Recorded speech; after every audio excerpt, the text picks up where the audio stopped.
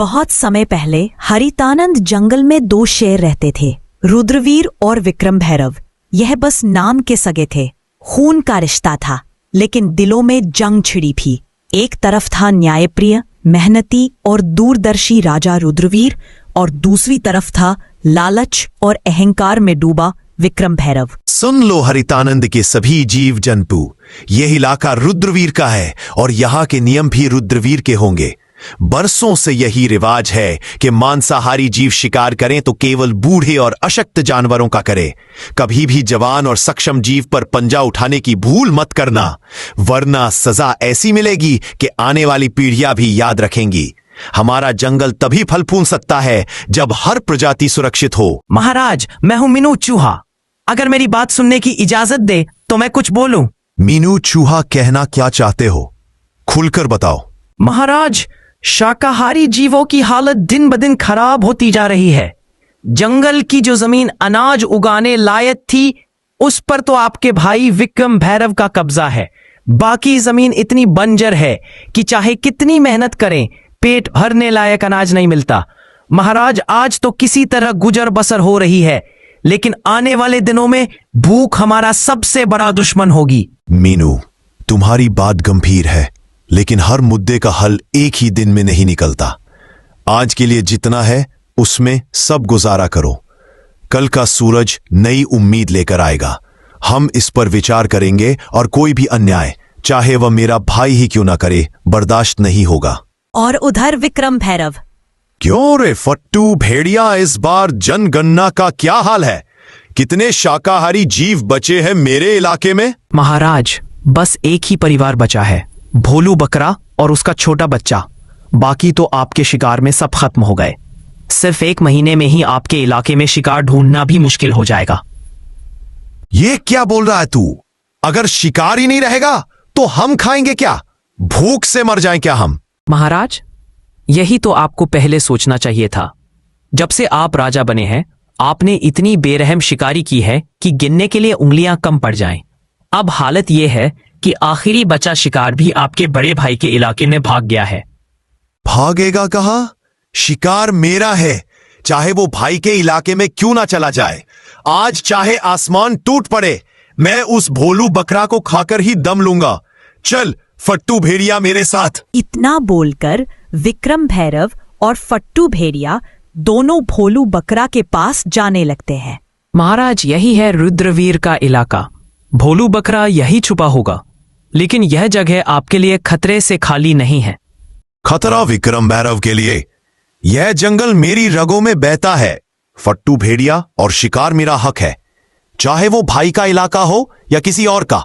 आज भोलू बकरा का अंत पक्का है। अचानक झाड़ियों के पीछे से भोलू बकरा और उसका बच्चा दिखाई देते हैं, डर के मारे कांपते हुए। भागो मत, तुम्हारा वक्त आ गया है। आज तुम्हारी चीखें इस जंगल में आखिरी बार गूंजेंगी। विक्रम भैरव झपटता है, तभी उसके सामने रुद्रवीर आ जाता है। बस एक कदम और ये जंगल तुम्हारे नाम को हमेशा के लिए मिटा देगा विक्रम भैरव। यह इलाका मेरा है और यहां मेरे नियम चलते हैं। तुम्हारे लालच ने पहले ही तुम्हारे इलाके को वीरान कर दिया। अब तुम मेरी प्रजा पर पंजा उठाओगे। जब तक रुद्रवीर जिंदा है, कोई भी मासूम इस जंगल में डर के साये में नहीं जिएगा। तू मुझे रोक सकेगा? तू सिर्फ अपनी प्रजा का राजा है। मैं इस पूरे जंगल का शेर हूं। मेरा शिकार मुझसे छीनने की हिम्मत कैसे हुई तुझ में? हिम्मत नहीं, फर्ज कहो इसे। राजा वो नहीं जो ताकतवर हो, राजा वो है जो कमजोर को भी उतना ही जीने का हक दे जितना खुद जीता है। अगर तुझे भूख लगी है तो मैं तुझे शिकार दूंगा, लेकिन इस भोलू बकरा का एक बाल भी बांका नहीं होने दूंगा। ठीक है भाई, आज तेरे इलाके का कानून मान लेता हूं, लेकिन याद रख, जंगल के हर कोने में तू नहीं होगा, और जब मैं अकेला शिकार देखूंगा, कोई नहीं आएगा उसे बचाने।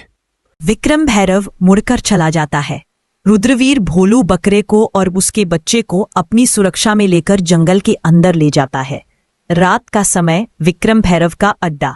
आधा चांद आसमान में है, चारों ओर अंधेरा और ठंडी हवा। विक्रम भैरव गुफा के पास बैठा है, उसकी आंखों में लाल चमक। फट्टू भेड़िया पास में खड़ा है, डर और उत्सुकता के बीच।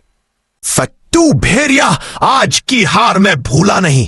शेर खान ने सबके सामने मेरी इज्जत मिट्टी ने मिला दी, लेकिन जंगल में ताकतवर वही नहीं होता जो सीधे पंजा मार दे। ताकतवर वो होता है जो दुश्मन के किले को अंदर से गिरा दे। महाराज, आपका क्या मतलब है? मतलब ये कि अब हम रुद्रवीर के इलाके में ऐसे बीज बोएंगे जो उसकी प्रजा को उसी के खिलाफ कर दे। हम पहले उसके जंगल में अराजकता फैलाएंगे, अनाज चुराएंगे, पानी के स्रोत गंदे करेंगे ताकि उसकी प्रजा भूखी और प्यासी हो जाए।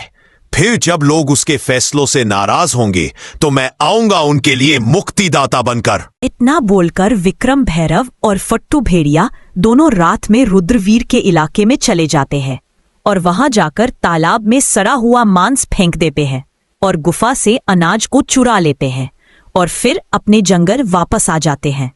तभी अगली सुबह। महाराज, आज सुबह जब मैं सीमा की गश्त पर निकला तो मैंने कई जगह पैरों के निशान देखे। वह हमारे इलाके के नहीं हैं। ऐसा लगता है कि कोई रात के अंधेरे में आया, चोरी की और फिर वापस चला गया। यह सिर्फ पानी और अनाज की कमी का मामला नहीं है महाराज, यह किसी बड़े षड्यंत्र की शुरुआत है। मैंने अपने कानों से सुना है महाराज, पिछली रात पहाड़ी के पार कुछ अजनबी भेड़ियों की बातें हो रही थी। वे कह रहे थे जब भूख बढ़ेगी तो राजा पर शक खुद उसकी प्रजा करेगी। यह शब्द मुझे बेचैन कर रहे हैं। महाराज, हमें जल्दी कुछ करना होगा, वरना भूख और डर हमारी एकता को तोड़ देंगे। महाराज, मैं तो बस पानी लेने तालाब गया था, लेकिन वहां की हालत देखकर मेरा दिल बैठ गया। पानी में से सड़ी हुई बदबू आ रही है, मछलियां ऊपर तैर रही है। अगर ऐसे ही रहा तो ना हम पी पाएंगे ना फसल उगेगी। मुझे तो लगता है कि यह काम किसी अंदर के गद्दार का भी हो सकता है जो दुश्मन का साथ दे रहा है। महाराज, मैं आपसे एक बात साफ साफ कहूंगी, यह काम सीधा साधा नहीं है। यह योजना किसी ऐसे के दिमाग से निकली है जो हमें अंदर से कमजोर करना चाहता है। विक्रम भैरव के पंजे सीधे हमारे इलाके तक नहीं पहुंच सकते, लेकिन उसकी चालाकी जरूर पहुंच सकती है। अगर आप कहे तो मैं रात में गुप्त रूप से उसके इलाके में जाकर पता लगा सकती हूं कि वो क्या साजिश रच रहा है। तुम सब मेरे परिवार हो और इस जंगल के रखवाले भी। विजय घोड़ा, तुम सीमाओं की चौकसी दोगुनी कर दो। बलवंत हाथी, तुम अपनी ताकत से पानी के तालाब को साफ करने में मदद करो। ढोलू गधा, तुम गांव-गांव घूमकर सबको हौसला दो ताकि डर फैले ना पाए। और लूना लोमड़ी, तुम मेरी आंख और कान बनकर विक्रम भैरव के इलाके में जाओ और सच लेकर लौटो। अगर विक्रम भैरव ने सच में यह वार किया है तो अगली लड़ाई जंगल की सबसे बड़ी लड़ाई होगी। सन्नाटे में लूना लोमड़ी रुद्रवीर के आदेश पर विक्रम भैरव के इलाके की ओर बढ़ रही थी। उसके हल्के हल्के कदम सूखी पत्तियों को भी आवाज नहीं करने देते थे। आज उसका हर सांस, हर नजर मौत के साए में थी। मुझे सावधान रहना होगा। विक्रम भैरव के इलाके में जरा सी आवाज भी मौत बुला सकती है, लेकिन सच जानना जरूरी है ताकि रुद्रवीर और हमारा जंगल बच सके। विक्रम भैरव का अड्डा गुफा के पास में विक्रम भैरव और फट्टू भेड़िया धीमे स्वर में बातें कर रहे हैं। लूना लोमड़ी पेड़ के पीछे छुप जाती है। फट्टू भेड़िया, पहला वार कामयाब रहा। रुद्रवीर की प्रजा भूखी और प्यासी है। अगला कदम यह होगा कि उनके बीच झगड़े करवाओ। अनाज और पानी के लिए लड़ाई होगी, तब मैं आऊंगा उन्हें बचाने के नाम पर। महाराज, लेकिन अगर रुद्रवीर को शक हो गया तो? शक से क्या होगा? जब तक उसके अपने लोग उस पर भरोसा खो देंगे वो कुछ नहीं कर पाएगा। याद रख फट्टू भेड़िया, शेर को हराने के लिए उसके पंजे नहीं, उसके दिल पर वार करो। लूना लोमड़ी यह सुनकर हैरान रह जाती है। उसके कान खड़े हो जाते हैं, लेकिन तभी पास में एक सूखी टहनी टूट जाती है और हल्की सी आवाज गूंजती है। महाराज, कुछ आवाज आई। कौन है वहां? लूना लोमड़ी तेजी से झाड़ियों में से निकलकर अंधेरे में गायब हो जाती है। विक्रम भैरव और भेड़िया उसका पीछा करने की कोशिश करते हैं, लेकिन वो लोमड़ी की फुर्ती से बच निकलती है। और अगली सुबह। महाराज, मैंने सब सुन लिया है। विक्रम भैरव हमारी प्रजा को आपसे अलग करना चाहता है। वो भूख, प्यास और झगड़े फैलाकर आपको कमजोर बनाना चाहता है और फिर खुद राजा बनना चाहता है।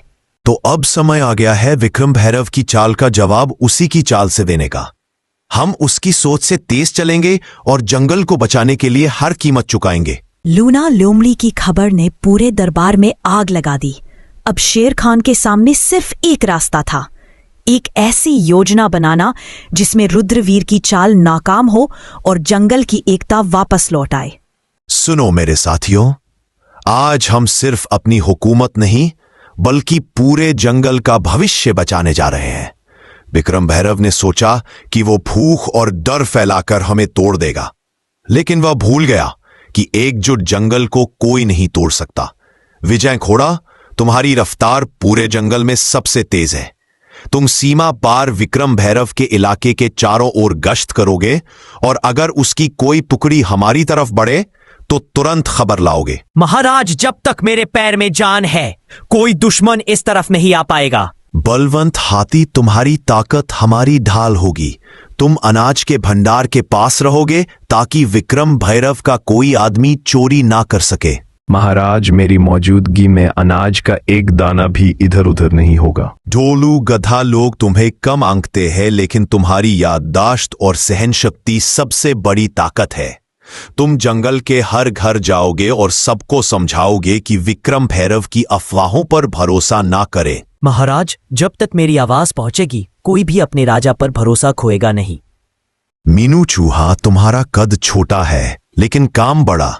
तुम विक्रम भैरव के अड्डे के अंदर घुसकर उसकी खाने पीने की चीजें कुतर दोगे ताकि उसकी टोली कमजोर हो जाए। समझ जाइए महाराज, अब विक्रम भैरव को दांत दिखाने से पहले दांत साफ करने पड़ेंगे। और लूना लोमड़ी, तुम्हारा काम सबसे मुश्किल है।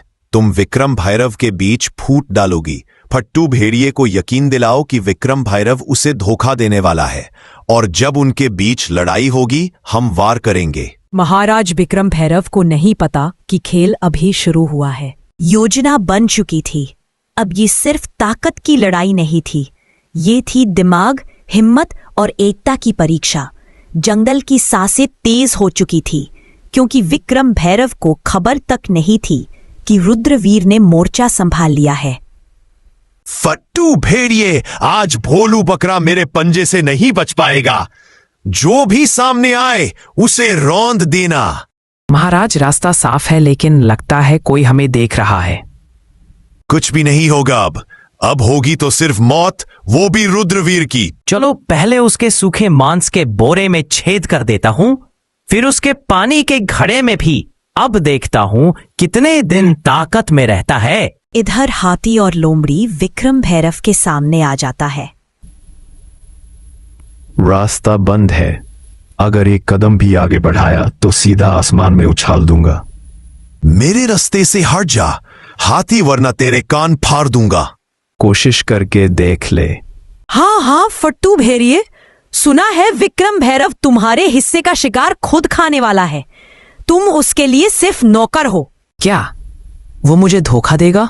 सोच ले, अभी भोलू बकरा तेरे पंजे में आ सकता है, वरना विक्रम भैरव सब खा जाएगा। महाराज, विक्रम भैरव जंगल में प्रवेश कर चुका है। जल्दी चलिए महाराज।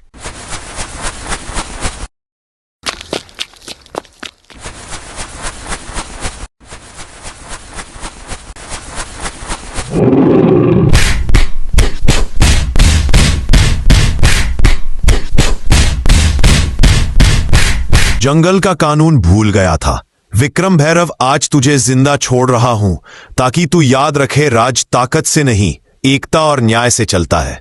रुद्रवीर, तूने मुझे जिंदा छोड़कर गलती की।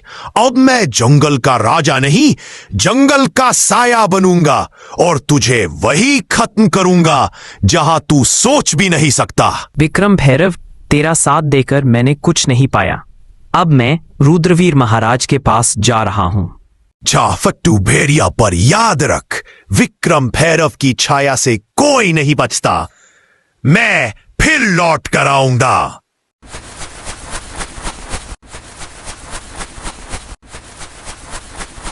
इस जंगल में कोई भी राजा नहीं है। राजा सिर्फ न्याय है, और न्याय कहता है जो प्रकृति से विश्वासघात करे उसकी जगह यहां नहीं। तो दोस्तों, इस तरह रुद्रवीर विक्रम भैरव को एक और जिंदगी जीने का मौका देता है और फिर हरितानंद जंगल फिर से शांत हो गया। लूना लोमड़ी, विजय घोड़ा और बलवंत हाथी सब अपने अपने काम में लग गए।